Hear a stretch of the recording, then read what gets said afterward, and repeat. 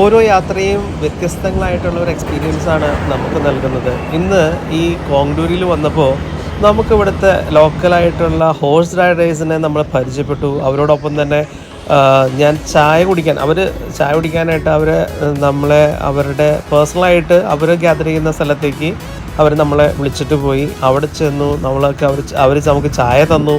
അതിനുശേഷം ഭക്ഷണം കൂടി കഴിച്ചിട്ട് പോകാൻ പറഞ്ഞ് അവരെനിക്ക് ഭക്ഷണം ഉണ്ടാക്കി തന്നു. ആ ഭക്ഷണം അവിടുന്ന് കഴിക്കാൻ പറ്റാത്ത കാരണം ഞാൻ അവിടെ നിന്ന് പാഴ്സൽ എടുത്തിട്ട് നേരെ റൂമിലേക്കാണ് പോയത്.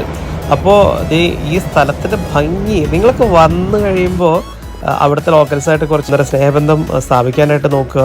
അപ്പോൾ നമുക്ക് അവിടുത്തെ നാച്ചുറൽ ആയിട്ടുള്ള കാര്യങ്ങൾ ഒരുപാട് നമുക്കറിയാൻ പറ്റും. ഇപ്പോൾ കാണുന്നത് കോങ്ടൂരി സ്റ്റേഷനിൽ നിന്നും ഈ മൗണ്ടൻ്റെ മുകളിലേക്ക് പോകുന്നത്, അത് ഫേസ് 2ലേക്ക് പോകുന്ന ആ ഒരു ട്രാക്കാണ്. ഈ മൗണ്ടനിൽ ഇപ്പോൾ പെയ്ത മഴയിൽ നിന്ന് വെള്ളം മുകളിൽ നിന്ന് ഒഴുകി വരുന്ന ആ ഒരു പുതിയൊരു നീർച്ചാല് വരുന്ന കണ്ടോ, വെള്ള കളറിൽ.